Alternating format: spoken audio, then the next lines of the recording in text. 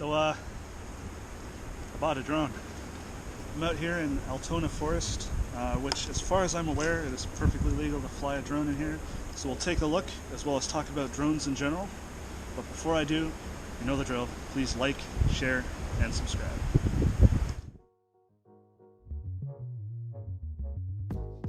Hi guys, Mike in the Woods here, and this week, in keeping with my channel mission statement about merging fun technology with the outdoors lifestyle, I want to talk about drones. Drones are a fun and interesting technology that, admittedly, I've never really dabbled with until this point. When I started researching them, I was actually amazed at just how far the technology has come. Most modern drones, including the cheap $100 SkyViper Journey I bought for this video, are capable of self-takeoff and landing, are GPS enabled so they know where they are, and can even autonomously fly missions without any user input.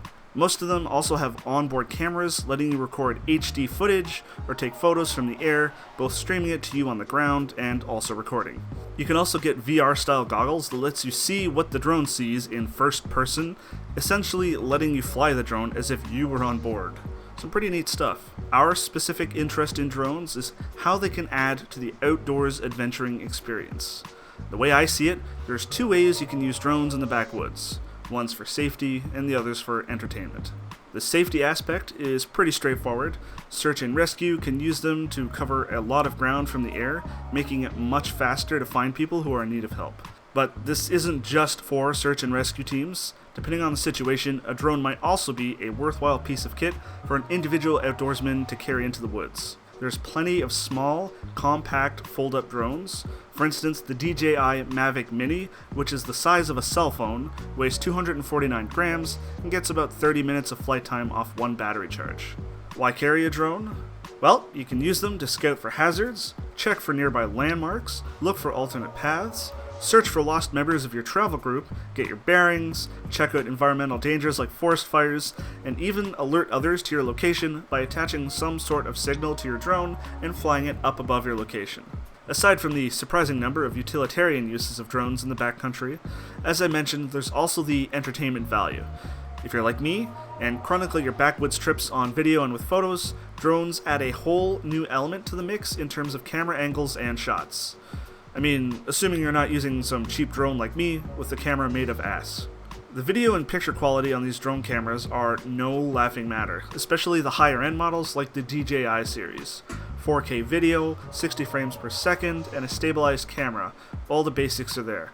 I mean, it's no Canon 80D, but for such a tiny little camera, I think you get some great footage. These drones let you lock onto a target and follow them, orbit around them, do sick zoom out or zoom in shots, and all sorts of other autonomous actions.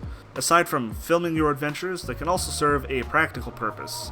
Surveying your land, looking for lost livestock, investigating otherwise inaccessible areas. The list of practical and entertainment uses of drones is surprisingly long. Now, for the most important part of the drone discussion, the laws and regulations that are in place around their use. Thanks to a bunch of idiots flying them into planes and over airports and other dangerous places, the government has come down pretty hard on their allowed use and placed a bunch of laws and restrictions in place that regulate them. I won't bore you with a complete breakdown. I'll leave a link to the full regulations down below, but I'll give you the gist of it. Specifically in regards to the Canadian laws and regulations, though if you're in the United States, your laws and regulations are pretty similar. This is the essential bullet list of the rules and laws surrounding drone use in Canada. No flying in restricted airspace like airports and helipads, military bases, etc. No flying over other people, especially at crowds and events. No flying in national parks. Any drone 250 grams or heavier must be registered with the FAA, and you must have a basic drone pilot certificate.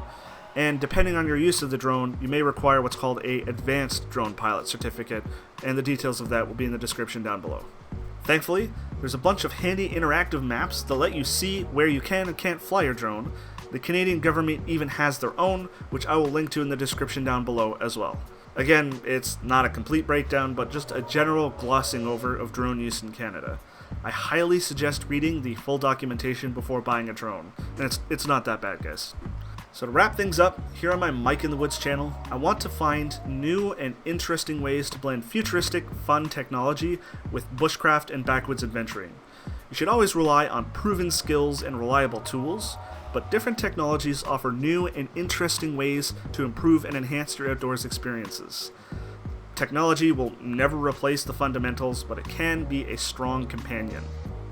Personally, I'm using the SkyViper Journey as a testbed to get some practice in before I sink the heavy-duty money into a DJI Mavic Mini to take with me on my many planned adventures.